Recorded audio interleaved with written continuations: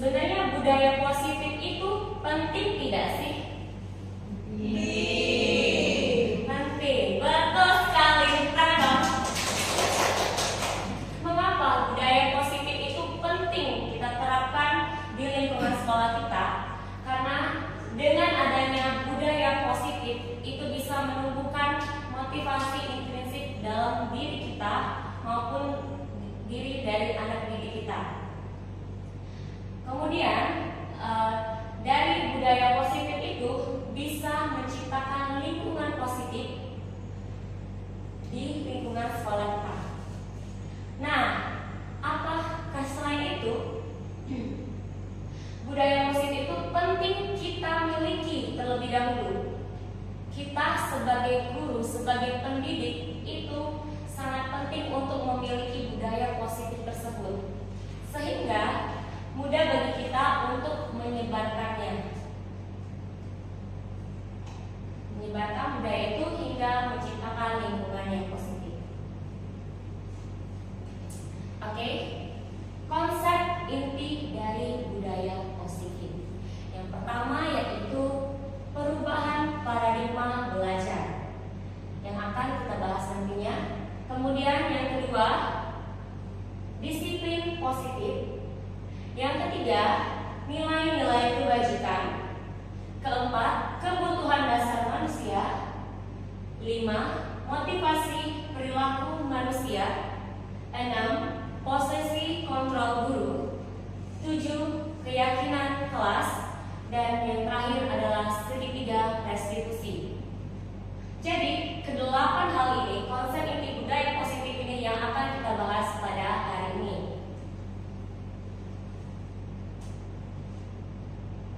Perubahan paradigma belajar, yaitu yang pertama sekali yang akan kita bahas adalah perubahan paradigma belajar. Pembelajaran dengan paradigma baru, memastikan praktik pembelajaran yang berpusat pada murid, seperti yang kita ketahui, yang kita jalani saat ini, yaitu kurikulum Merdeka Mengajar, berpusat pada murid, yang mana setiap murid belajar sesuai dengan kebutuhan dan tahap perkembangannya. Maka dari itu, pada paradigma ini sangat penting bagi kita sebagai pendidik untuk mengetahui apa itu kebutuhan dari setiap siswa kita. Oke, paradigma ini bertujuan untuk menghadapi tantangan abad ke-21. Kita dapat menggunakan pembelajaran yang berdiferensiasi. Kenapa? Karena dari pembelajaran berdiferensiasi itulah kita dapat mengetahui apa saja kebutuhan dari murid kita. Sesuai dengan pemikiran Ki Hajar Dewantara, tugas kita di sini adalah untuk menuntun murid kita menuju keselamatan dan kebahagiaan yang setinggi-tingginya. Tugas kita bukan hanya menuntut, tapi menuntun. Anak didik kita itu bukanlah tabula rasa, karena anak didik kita sejatinya bukan hanya selembar kertas kosong, melainkan sudah ada garis samar, tinggal kita menebalkannya ke arah yang positif pula. Oke, sesuai dengan profil pelajar Pancasila, yang saya tahu semua rekan saya yang hebat ini sudah mengetahui apa saja itu profil dari pelajar Pancasila itu sendiri. Yang pertama adalah beriman, bertakwa kepada Tuhan Yang Maha Esa, berakhlak dan berakhlak mulia, di mana kita sangat kental dalam kepada Allah. Yang kedua yaitu berkebinekaan global. Selanjutnya ada bergotong royong. Bergotong royong di sini bukan hanya bergotong royong membersihkan kelas atau bergotong royong membersihkan sekolah, tapi juga bergotong royong dalam hal kolaborasi di kelas. Bagaimana kita membuat anak-anak itu bisa berkolaborasi sehingga mereka juga dapat berkomunikasi dengan baik dengan teman-teman sebayanya. Kemudian kreatif, karena teman-teman saya ini semuanya sudah kreatif, pasti sangat mudah sekali untuk menanamkan ini kepada anak didik kita. Selanjutnya bernalar kritis, itu kita menginginkan murid yang dapat berpikir kritis. Dan yang selanjutnya adalah mandiri, di mana kita menginginkan anak-anak itu mandiri, disiplin, dan juga merdeka. Oke, siapa yang tahu lagunya? Coba Miss Lily. Belajar Pancasila, beriman dan bertakwa, dan berakhlak mulia, berkebinekaan lomba, bergotong royong mandiri, kreatif dan bernalar kritis. Luar biasa sekali. Oke, selanjutnya yang akan kita bahas adalah miskonsepsi tentang teori kontrol. Menurut Dr. William Glasser, yang pertama yaitu ilusi bahwa guru mengontrol siswa. Semua perilaku itu mempunyai tujuan, bahkan untuk perilaku yang tidak disukai. Maka dari itu, peran kita di sini adalah menanyakan terlebih dahulu, apa sih yang menyebabkan kamu seperti ini? Misalnya anak berbuat yang tidak baik, kita tanyakan dulu. Atau contohnya, sang anak mengambil makanan temannya. Jadi kita panggil dulu, kita tanyakan dulu. Jangan kita langsung bentak-bentak atau kita marahin, tapi kita tanyakan dulu alasannya apa. Karena di balik alasan itu pasti ada kebutuhan dasar dari mereka yang belum terpenuhi. Contohnya saja lapar, kebutuhan untuk bertahan hidup. Oke, jadi pasti mempunyai tujuan, kemudian mengontrol siswa. Kadang siswa itu bukan yang mudah untuk kita kontrol, tetapi mereka tuh yang merasa tidak mau mengambil pusing dengan apa yang kita suruh, dengan apa, jadi mereka tuh ya sudah nangis kayak gitu. Jadi bukan karena kita mudah mengontrol mereka, tetapi karena mereka yang terkadang sudah menyerah dan mengikuti apa yang kita mau. Oke, yang kedua, ilusi bahwa semua penguatan positif efektif dan bermanfaat. Penguatan positif merupakan bentuk-bentuk kontrol untuk mempengaruhi siswa agar mengurangi suatu perilaku tertentu. Terkadang apa yang kita pikir itu baik belum tentu akan mengarahkan ke arah yang baik. Contohnya kita memberikan sebuah penghargaan. Terkadang apa yang kita berikan itu bagi kita buat akan memotivasi mereka, tapi terkadang di balik itu ada yang temannya akan merasa iri. Ya, kemudian ada yang akan merasa dia terus atau kayak gitu kan. Kemudian akan bisa juga menghancurkan motivasi intrinsik pada anak tersebut. Selanjutnya, ilusi bahwa kritik dan membuat orang merasa bersalah dapat menguatkan karakter. Menggunakan kritik dan rasa bersalah untuk mengontrol siswa membuat siswa menuju identitas yang gagal karena secara tidak langsung mengajarkan mereka belajar untuk merasa buruk tentang dirinya sendiri. Terkadang kita membuat mereka merasa bersalah, tetapi ternyata itu akan mereka berpikir, saya tidak sebaik itu ya, saya anak yang jahat ya. Oke, dan selanjutnya ilusi bahwa orang dewasa memiliki hak untuk memaksa. Perilaku yang memaksa tidak akan efektif untuk jangka waktu yang panjang dan bahkan dapat membentuk suatu permusuhan. Terkadang kita suka memaksa anak, cepatlah tulis sini, jangan selesai ya, kalau masih sudah masuk pulang kamu. Sekarang kita ada unsur paksaan tadi anak tersebut. Makanya kadang anak itu masih sini banget, atau kayak ada mereka tuh jadi bikin jahat banget sih sini, jadi akan timbul rasa permusuhan. Oke, itulah tadi miskonsepsi tentang teori kontrol.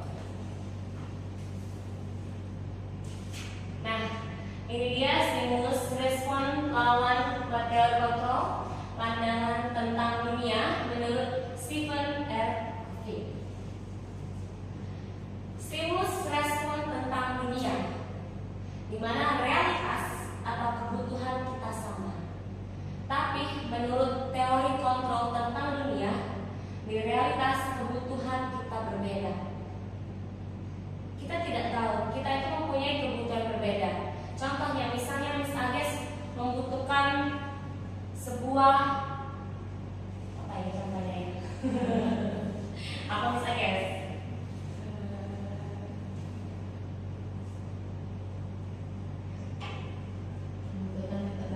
Membutuhkan laptop baru untuk Miss Gita. Misalnya Miss Gita posisinya membutuhkan laptop baru, sedangkan Miss Juli membutuhkan hal yang lainnya. Jadi kebutuhan kita tuh sebenarnya berbeda-beda. Benar ya Miss Gita ya? Oke, jadi kemudian yang selanjutnya semua orang melihat hal yang sama. Tetapi dari teori kontrol tentang dunia, setiap orang memiliki gambaran yang berbeda. Contohnya, Miss Anjas melihat si Gabriel anak yang baik, tapi menurut pandangan Miss Ulan, enggak, dia sama saya sih. Jadi setiap orang itu pasti memiliki gambaran yang berbeda. Kita tidak bisa memandang setiap gambaran itu tuh setiap gambaran tentang seseorang ataupun tentang benda, tentang apapun itu adalah gambaran yang sama. Selanjutnya, respon dunia, kita mencoba mengubah orang agar berpandangan sama dengan kita. Tetapi teori kontrol tentang dunia itu kita berusaha memahami pandangan orang lain tentang dunia. Makanya di situ kadang kita itu juga harus memperhatikan, oh dia berpandangan seperti itu. Kita coba memahaminya sehingga tidak tercipta perselisihan yang akan menyebabkan kita ke arah yang tidak baik. Oke, kemudian selanjutnya stimulus respon tentang dunia tentang perilaku buruk dilihat sebagai suatu kesalahan. Terkadang banyak kita berpikir sifat buruknya itu merupakan suatu kesalahan. Ternyata menurut teori kontrol tentang dunia, semua perilaku itu memiliki tujuan, baik itu kesalahan maupun itu perbuatan baik. Kemudian selanjutnya orang lain bisa mengontrol saya. Oke, tapi teori kontrol tentang dunia hanya Anda yang bisa mengontrol diri Anda sendiri. Benar? Iya, of course. Kadang kita pikir walaupun kita seperti ini, Miss nanti ini ya. Tapi kan yang menjalaninya mengontrol diri kita itu diri kita sendiri. Kita tidak bisa berpikir kamu bisa loh kontrol saya. Enggak, tapi kita itu mempunyai kita tuh mengontrol diri kita sendiri. Selanjutnya, saya bisa mengontrol orang lain. Ini yang suka kita pikir. Kita bisa mengontrol murid kita. Tapi kadang pada kenyataannya di lapangan kita sama seperti teori kontrol tentang dunia, kita tidak bisa mengontrol orang lain karena mereka mengontrol diri mereka sendiri. Makanya itu perlu kita membangun motivasi intrinsik dari diri orang-orang di sekitar kita. Selanjutnya, pemaksaan ada pada saat rujukan gagal. Dan menurut teori kontrol tentang dunia, kolaborasi dan konsensus menciptakan pilihan-pilihan baru. Jadi dengan adanya kolaborasi, kita dapat melahirkan pilihan-pilihan baru yang dapat kita pilih. Jadi bukan hanya berpacu dari rujukan gagal tadi. Selanjutnya yang terakhir yaitu model berpikir menang kalah. Menurut teori kontrol tentang dunia, itu model berpikir menang-menang. Kalau kita bilang itu seperti win-win solution. Jadi apa yang bagi kita baik, bagi orang lain juga baik. Jadi kita dapat win-win solution. Selanjutnya, oke, baiklah, masih semangat teman-teman? Coba dong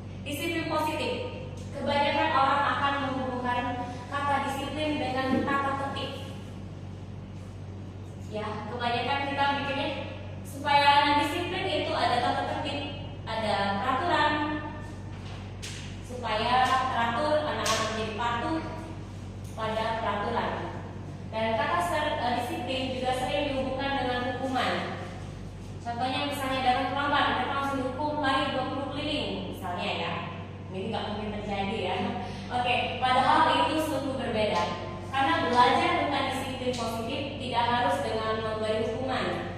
Justru itu adalah salah satu alternatif terakhir dan kalau perlu tidak digunakan sama sekali. Jadi sebenarnya hukuman itu alternatif terakhir atau tidak perlu kita gunakan sama sekali. Kemudian Pak Ki Hajar Dewantara menyatakan bahwa untuk menciptakan siswa yang merdeka, maka syarat utamanya harus mempunyai disiplin yang kuat, yaitu disiplin diri yang berasal dari motivasi internal atau motivasi intrinsik dari diri. Kemudian jika tidak mempunyai motivasi internal, maka diperlukan motivasi eksternal untuk mendisiplinkan dirinya. Jadi sebenarnya hal yang paling penting itu adalah motivasi dari dalam, motivasi intrinsik, motivasi internal. Dan memang kalaupun membutuhkan, kita juga membutuhkan kalau diperlukan ya, motivasi eksternal untuk mendisiplinkan dirinya. Oke, selanjutnya sebagai pendidik, tujuan kita adalah menciptakan anak-anak yang memiliki disiplin diri sehingga mereka bisa berperilaku dengan mengacu pada nilai-nilai kebajikan universal dan memiliki motivasi intrinsik bukan ekstrinsik. Jadi yang kita harapkan untuk mencapai disiplin positif itu adalah menciptakan motivasi intrinsik pada murid kita terlebih dahulu. Itu hal yang penting untuk menciptakan disiplin positif sehingga melahirkan budaya positif dan lingkungan yang positif. Oke, selanjutnya pada poin selanjutnya ada nilai-nilai kebajikan. Baiklah teman-teman, sebenarnya banyak sekali nilai-nilai kebajikan yang ada. Tapi di sini saya hanya mengambil 3. Ya, jadi nilai-nilai kebajikan itu adalah nilai-nilai yang disepakati bersama. Apa yang kita sepakati bersama. Seperti yang sudah kita bahas di sebelumnya. Seperti yang kita tahu, yang pertama yaitu nilai-nilai pada profil pelajar Pancasila. Beriman, bertakwa kepada Tuhan Yang Maha Esa, dan berakhlak mulia. Di mana di sini memang sangat dibutuhkan hubungan yang erat, bukan hanya kepada teman, bukan hanya kepada sesama manusia, tetapi juga kepada Tuhan Yang Maha Esa, supaya melahirkan siswa-siswa atau orang yang berbudi luhur. Selanjutnya mandiri. Diharapkan siswa itu dapat mandiri, di mana mereka bisa bebas, ya karena di sini bisa merdeka, dan itu yang kita harapkan sesuai dengan kurikulum kita juga, kurikulum merdeka. Selanjutnya itu bernalar kritis, di mana kita sangat menginginkan anak-anak yang dapat berpikir kritis ke depannya. Selanjutnya berkebinekaan global, bergotong royong serta kreatif. Ya, anak-anak kita juga banyak sebenarnya yang sudah terlihat kreatifnya. Tinggal bagaimana cara kita untuk menuntun anak tersebut menjadi lebih kreatif lagi. Oke, selanjutnya itu nilai-nilai kebajikan dari 9 pilar karakter Indonesian Heritage Foundation or IHF. Oke, yaitu yang pertama, cinta Tuhan dan segenap ciptaannya. Jadi kita harus mencintai Tuhan kita terlebih dahulu, kemudian kita mencintai ciptaannya. Di sini bukan cinta yang hal-hal gitu ya, tapi mencintai dengan memberikan kasih sayang. Kemudian kemandirian dan tanggung jawab.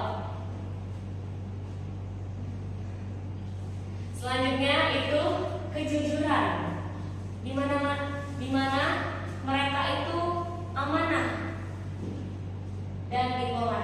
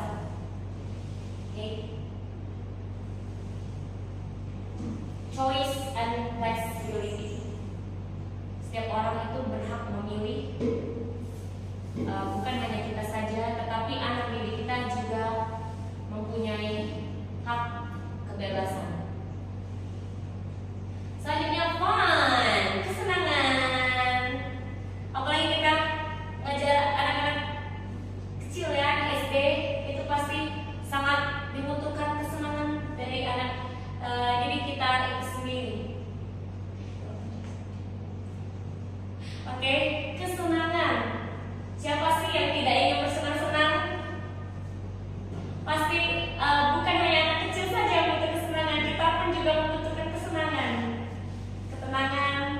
Kita hari libur aja udah bahagia sekali ya teman-teman. Itu sudah merupakan sebuah kesenangan. Buat yang lembur, semangat ya. Semangat. Oke, dan terakhir yaitu belonging, rasa diterima dan kasih sayang. Tidak hanya kita yang membutuhkan kasih sayang, tidak hanya kita yang ingin dapat diterima, tetapi anak didik kita juga ingin merasa mereka itu bisa diterima oleh kita. Mereka ingin merasa disayang oleh kita. Jadi kita bisa, ya saya lihat memang mestinya itu sangat menyayangi anak didiknya semua ya. Ya dong, saya. Miss, saya suka sekali sama Miss. Gitu ya. Dan disitulah anak-anak itu merasa diterima dan disayangi. Oke?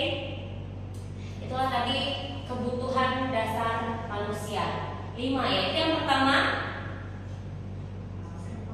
survive, bertahan hidup.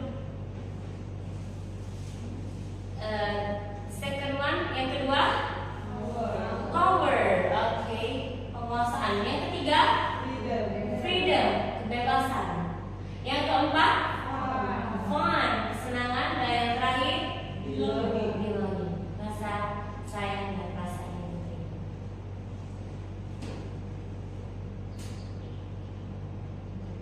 Nah, dari kebutuhan 5 kebutuhan dasar manusia tadi, itu ada motivasi perilaku manusia. Jadi di sini ada 3 motivasi perilaku manusia. Coba ya. Yang pertama yaitu untuk menghindari ketidaknyamanan atau hukuman. Yang kedua, untuk mendapatkan imbalan atau penghargaan dari orang lain. Dan yang ketiga, untuk menjadi orang yang mereka inginkan dan menghargai diri sendiri dengan nilai-nilai yang mereka percaya. Untuk yang pertama, motivasi perilaku manusia yang pertama, untuk menghindari ketidaknyamanan atau hukuman. Seseorang yang berada pada motivasi ini, itu biasanya akan berpikir, kira-kira kalau saya melakukan ini, apa yang akan saya dapatkan? Kira-kira kalau saya tidak melakukan ini, apa yang akan saya dapatkan? Yang tidak, kalau saya tidak melakukannya ya, apa yang akan saya dapatkan? Itu biasanya kalau orang yang berada di tahap motivasi yang untuk menghindari ketidaknyamanan atau hukuman. Yang kedua, untuk mendapatkan imbalan atau penghargaan dari orang lain. Jadi di sini mereka akan berpikir, kira-kira kalau saya lakuin ini, saya dapat apa ya? Karena mereka akan merasa, oh saya akan mendapat apa ya? Akan mendapatkan pujian jika saya baik dalam melakukan hal ini. Kalau yang tadi, apa penyebabnya, apa yang akan saya dapat jika saya tidak melakukannya? Mungkin itu bisa hukuman karena dia tidak melakukannya. Nah, untuk yang kedua, itu mereka pikir, saya akan dapat apa ya kalau saya melakukannya? Apakah saya akan mendapatkan pujian dari Miss? Ya. Dan untuk yang ketiga, itu akan berpikir, untuk yang ketiga, untuk menjadi orang yang mereka inginkan dan menghargai diri sendiri dengan nilai-nilai yang mereka percaya. Kalau di sini tahap ini mereka itu sudah berpikir, oh, kira-kira saya akan menjadi orang yang seperti apa jika saya melakukan ini.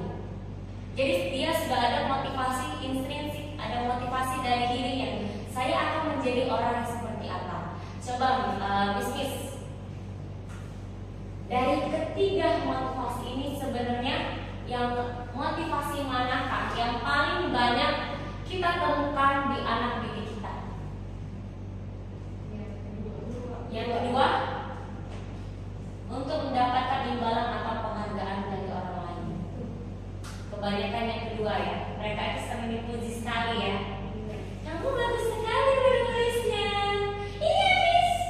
Iya, coba selesaikan. Mikaela. Iya. Ya ampun. Atau apa lagi contohnya? Kasih bintang mungkin. Kasih bintang. Iya.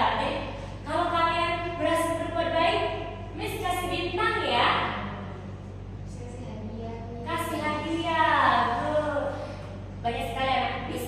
Kalau saya dapat apa Miss? Miss saya kalau ini saya dapat ini ya Miss. Banyak ya anak kita ya. Oke, tepuk tangan sekalian. Oke, untuk mendapatkan imbalan atau penghargaan dari orang lain. Maka dari itu kita penting sekali untuk menimbulkan atau menciptakan motivasi intrinsik agar mereka berada di tahap yang ketiga. Jadi mereka akan berpikir saya akan menjadi orang yang seperti apa jika saya melakukannya. Saya akan menjadi seperti apa jika saya rajin belajar. Jadi bukan saya mau rajin belajar dari kecil sendiri. Contoh. Oke.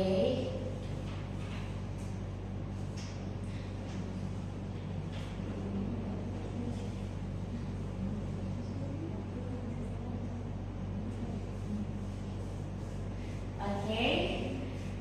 Pas-pas. Pas-pas. Red. Red. Yellow. Yellow. White. White. Yellow. Harus fokus ya. Oke, yang selanjutnya menjawab yang tadi. Tadi kan kita ada motivasi perilaku manusia yang ada 3. Oke, untuk menghindari hukuman, mendapatkan imbalan, serta ingin menghargai dirinya sendiri. Selanjutnya itu berkaitan dengan hukuman, konsekuensi, dan restitusi. Oke, mungkin kita sudah sering sekali ya mendengarkan hukuman dan konsekuensi. Benar? Nah, di sini ada yang ketiga yaitu restitusi. Hukuman adalah suatu tindakan yang diberikan kepada seseorang atas pelanggaran yang dilakukan. Pendekatan hukuman berfokus pada sanksi negatif yang dapat menyakiti murid, bahkan dapat membuat trauma atau cedera. Contohnya hukuman fisik. Jadi kalau hukuman itu biasanya adalah sesuatu yang baru kita kasih mendadak. Contohnya, misalnya si murid datang terlambat. Kamu hari ini datang terlambat ya? Kamu lari kaparan. Itu adalah sebuah hukuman karena itu pada saat itulah kita menciptakan hukuman tersebut. Pada saat itulah kita menciptakan hukuman tersebut. Dan perlakuan pada setiap anak itu biasanya hukumannya berbeda. Mungkin hari ini kita akan menghukumnya lari lapangan. Mungkin yang selanjutnya akan mengambil sampah. Yang selanjutnya lagi akan berbeda lagi. Itulah hukuman. Nah, kalau konsekuensi adalah pertanggungjawaban yang dibebankan kepada seseorang atas pelanggaran dari aturan yang telah disepakati bersama. Jadi kalau konsekuensi itu lebih kayak peraturan kita. Kita sudah dari awal nih ada peraturan kan. Pasti di sekolah kita juga ada tata tertib, di kelas kita pun kita ada tata tertib dan peraturan. Nah, di situ sudah kita sepakati dengan anak didik kita dan apa konsekuensinya yang akan terjadi atau yang akan mereka dapatkan setelah mereka melakukan pelanggaran. Nah, itulah konsekuensinya. Memang sudah sejalan dengan apa yang sudah kita sepakati bersama sebelumnya. Berbeda sekali dengan hukuman.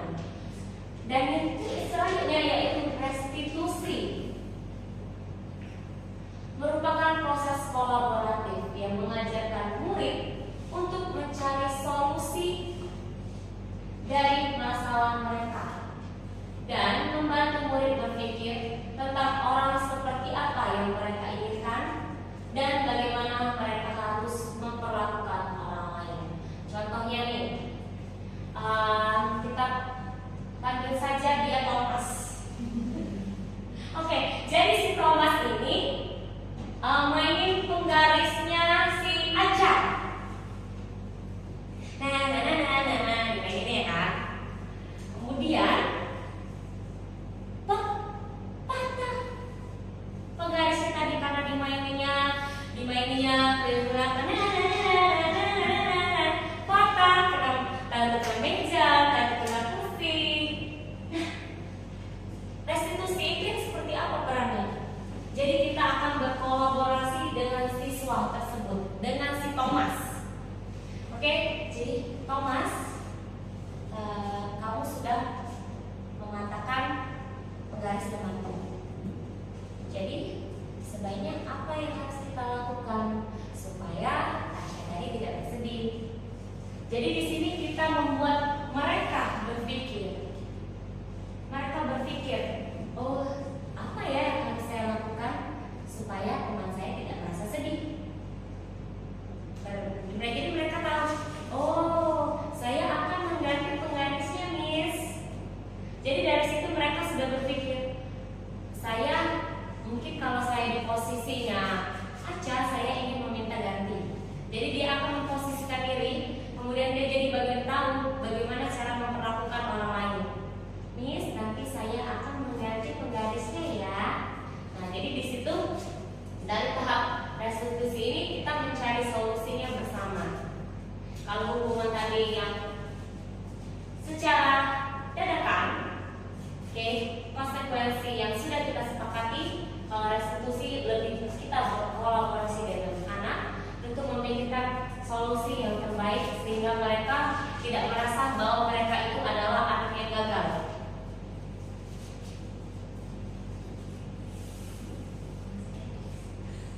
Oke, hukuman ya akan menciptakan identitas yang gagal. Hukuman, dari hukuman murid, efeknya apa? Murid atau anak belajar menyembunyikan kesalahan karena mereka takut dihukum tadi. Oh, aku nggak mau pas habis minta, aku nanti dihukum. Contohnya. Nah, tapi bila dia konsekuensi dan restitusi, jika dikonsekuensi, murid atau anak akan belajar peraturan. Oh, kata Miss Nita, aku seperti ini ya.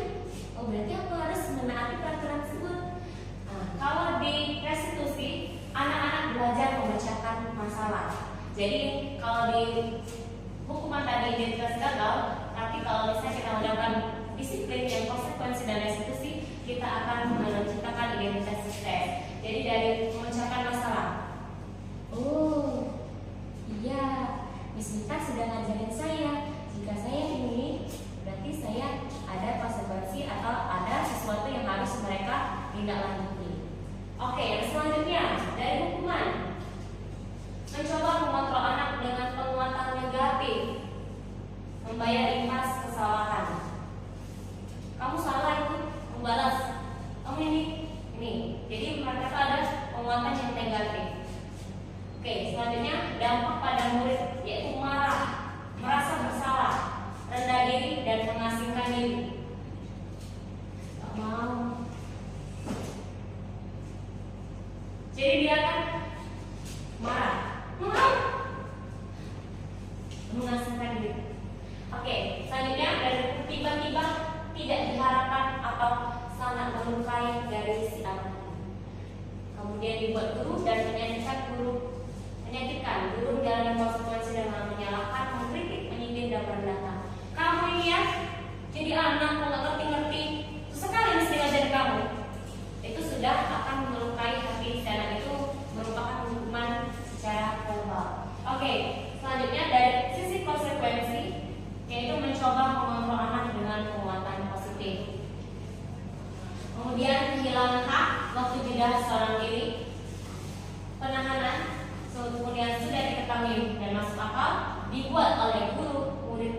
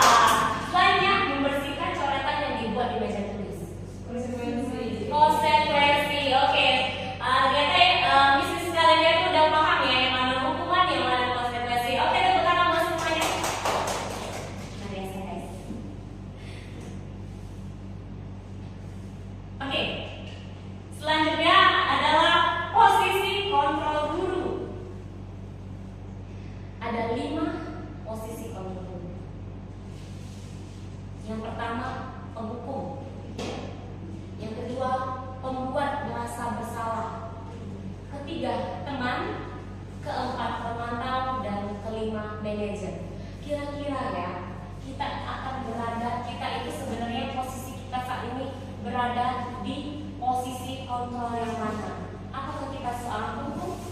Apakah kita seorang pembuat merasa bersalah?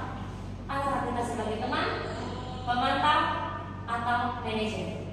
Mari kita bahas 5 posisi kontrol.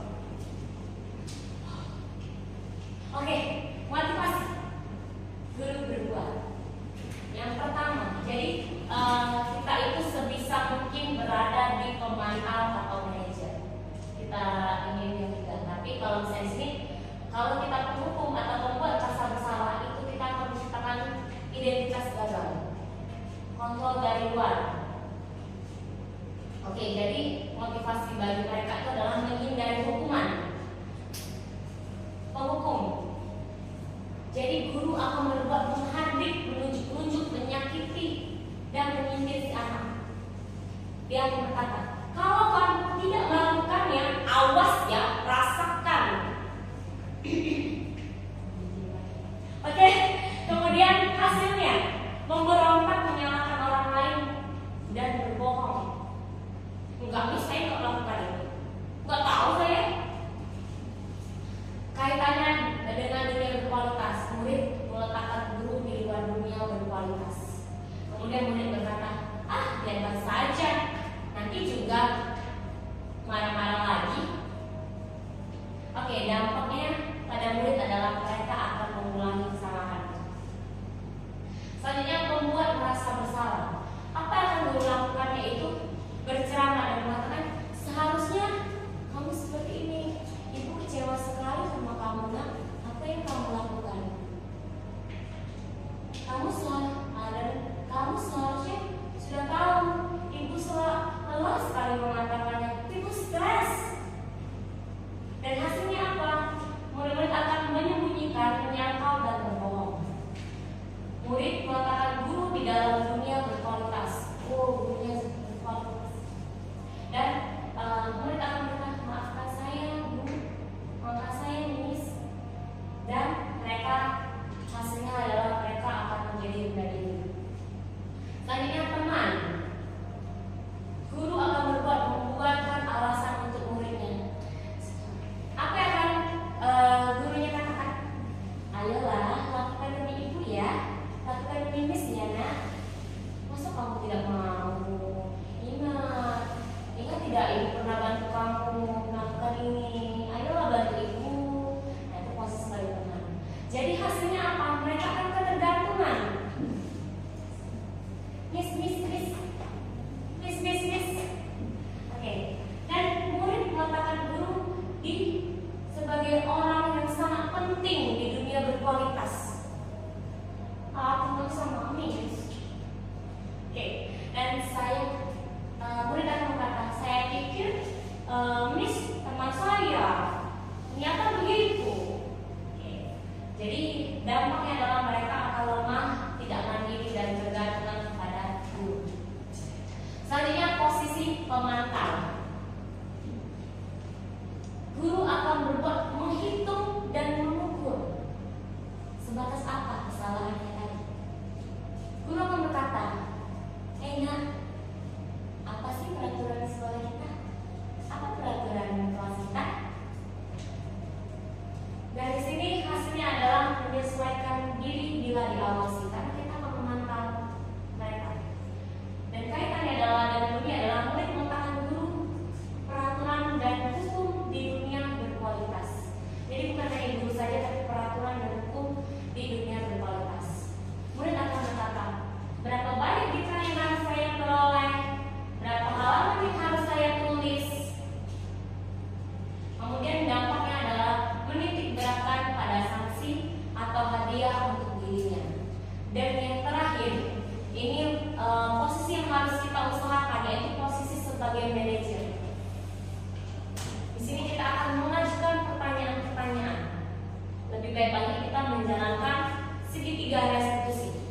Kemudian seperti kita akan menanyakan, apa yang kita yakini? Apa sih keyakinan kelas kita? Apa yang bisa kamu kerjakan untuk memperbaiki masalah ini?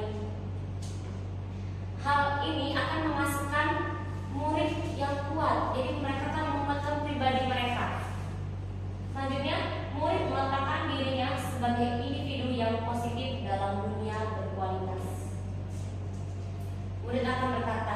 bagaimana caranya saya bisa memperbaiki keadaan. Jadi mereka akan berpikir, bagaimana ya cara yang tepat supaya saya bisa memperbaiki kesalahan saya. Dan di sini dampak yang pada murid adalah mengevaluasi diri, bagaimana cara memperbaiki diri. Oke, untuk menguji kepemahaman rekan-rekan teman sekalian, saya akan mengajukan pertanyaan. Coba, ini deh, siap? Are you ready? Oke, let's go. Yang pertama, saya kecewa sekali dengan kamu. Ada yang menjawab? Ini posisi sebagai apa? Teman. Saya kecewa sekali dengan kamu. Saya kecewa sekali dengan kamu. Kamu kok seperti itu?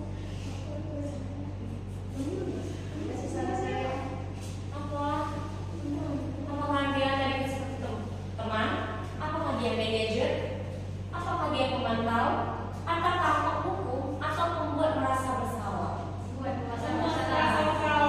merasa bersalah. Betul sekali. Saya kecewa. Jadi mereka, saya sudah membuat dulu saya kecewa. Coba cek dulu ya jawabannya ya. Ada guys. Oke, pembuat merasa bersalah. Next. Ayolah, kita tipis ya. Teman kan? Teman tapi rasa. Teman. Next. Apa rencanamu untuk menyelesaikan masalah ini? Manajer. Pendapat? Dengan Zuri? Iya, semua yang menjawab manajer? Let's check.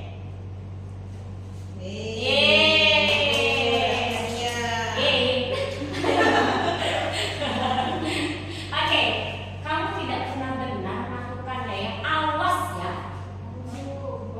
Hukum. Kecil dari.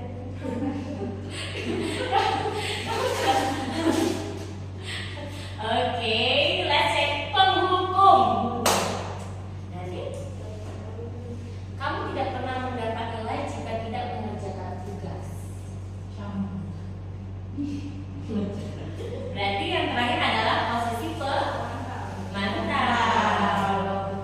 Kita pantau.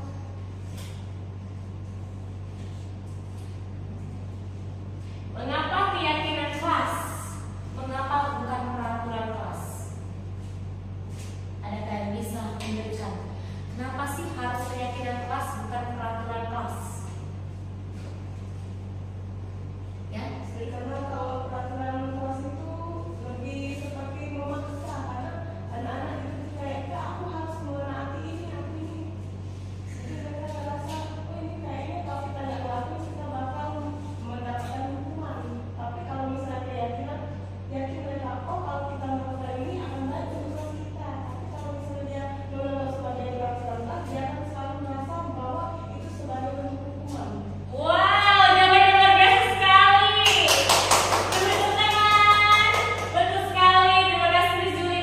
Kalau kita keyakinan kelas itu memang mereka berasal dari mereka sendiri. Kita yakin. Contohnya seperti helm. Kalau kita menggunakan helm itu untuk apa? Melindungi kepala. Berarti Miss ini sudah mempunyai keyakinan bahwa itu untuk melindungi kepala, bukan untuk ini ya, biar tidak dicilang ya.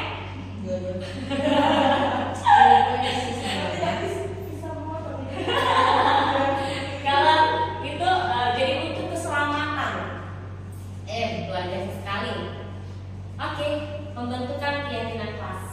Jadi langkah-langkahnya itu yang pertama kita bisa meminta siswa untuk menulis keyakinannya. Jadi langkah awal yang bisa dilakukan adalah meminta siswa untuk menulis. Kemudian keyakinan ini berisi keinginan untuk diwujudkan selama proses pembelajaran satu semester ke depan, atau nanti bisa lagi atau 1 tahun ke depan. Jadi kemudian kita membahas keyakinan yang telah ditulis. Setelah dia sudah menulis, oke,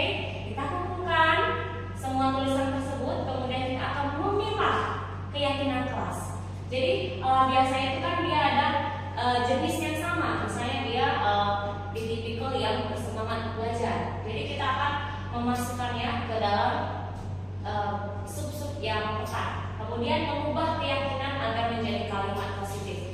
Usahakan kita tidak menggunakan kata tidak boleh atau kata jangan. Jadi lebih ke arah yang positif. Misalnya saling menghormati. Guru dan murid saling menghormati. Guru dan murid bersemangat dalam proses pembelajaran. Oke. Dan yang terakhir adalah menyepakati kesepakatan keyakinan kelas. Jadi inilah tahapan terakhir. Sudah kita susun, kita pilih, kita ubah jadi kalimat. Oke, baiklah anak-anak, inilah keyakinan kelas yang telah kita buat. Kita sudah sepakat ya untuk melakukan dan menjalankan keyakinan kelas kita. Nah, selanjutnya adalah segitiga restitusi. Segitiga restitusi adalah proses menciptakan kondisi bagi peserta didik untuk memperbaiki kesalahan mereka, sehingga mereka bisa kembali pada kelompok mereka dengan karakter yang lebih kuat. Jadi ada segitiga restitusi. Seperti yang dibilang tadi, berhubungan dengan posisi manajer, ya. Sebaiknya itu kita ada 3. Menstabilkan identitas. Setiap orang pasti pernah melakukan kesalahan. Kamu bukan satu-satunya yang pernah melakukan ini. Kemudian kita bisa memvalidasi kebutuhan. Kamu terlalu tentu punya alasan mengapa melakukan itu. Adakah cara yang benar dan menanyakan keyakinan. Nilai-nilai apa yang telah kita sepakati. Menstabilkan identitas bertujuan untuk mengubah identitas anak dari orang yang gagal karena melakukan kesalahan menjadi orang yang sukses. Kita bisa menanyakan atau bisa mengatakan seperti ini: berbuat salah itu tidak apa-apa. Tidak ada manusia yang sempurna. Jadi di sini kita menstabilkan identitas mereka tadi. Oh, apa yang kamu lakukan itu ya tidak apa-apa. Oke, tapi ini hanya di awalnya. Kemudian kita akan lanjut ke tahap selanjutnya, yaitu validasi tindakan yang salah.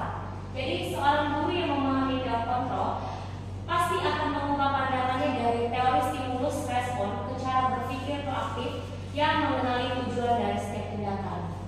Nah, dari tadi kita sudah bilang tuh, tidak apa-apa, setiap manusia pasti mempunyai kesalahan. Terus kita tanya nih, padahal kamu bisa melakukan yang lebih buruk dari ini ya, tapi ternyata kamu hanya ini saja. Oke, kamu pasti punya alasan mengapa melakukan hal itu. Kamu patut bangga kepada dirimu karena kamu telah melindungi sesuatu yang penting bagimu. Selanjutnya kita akan menanyakan keyakinan, seek the belief. Teori kontrol menyatakan bahwa kita pada dasarnya termotivasi secara internal ketika identitas sukses telah tercapai, yaitu langkah yang pertama. Kemudian tingkah laku yang salah telah divalidasi. Langkah yang kedua, maka anak akan siap untuk dihubungkan dengan nilai-nilai yang dia percaya dan berpindah menjadi orang yang dia inginkan. Yaitu tahap ketiga, yaitu menanyakan keyakinan. Tadi kan kita sudah membahas tentang keyakinan kelas nih, yang kita sudah buat bersama anak-anak. Jadi kita bisa menanyakan hal tersebut lagi. Apa yang kita percaya sebagai kelas? Nilai apa sih yang sudah kita sepakati? Terus apa keyakinan kelas kita? Kamu mau menjadi orang yang seperti apa? Kita bisa menanyakan hal tersebut. Oke, dari ketiga ini, ya, segitiga restitusi, kita usahakan kita flashback dulu. Kita menjadi seorang posisi kontrol, seorang manajer ataupun pemantau. Ya, diusahakan kita menjadi posisi tersebut. Kita sebaiknya sudah menghindari posisi penghukum, kemudian posisi membuat merasa bersalah. Itu sebaiknya kita hindari yang dua di awal. Kemudian kita bisa menerapkan segitiga restitusi. Tapi apakah setiap kegiatan itu harus kita menggunakan restitusi? Tidak, itu sekali. Tidak, karena tidak semua kegiatan atau tidak semua kesalahan itu harus menggunakan segitiga restitusi.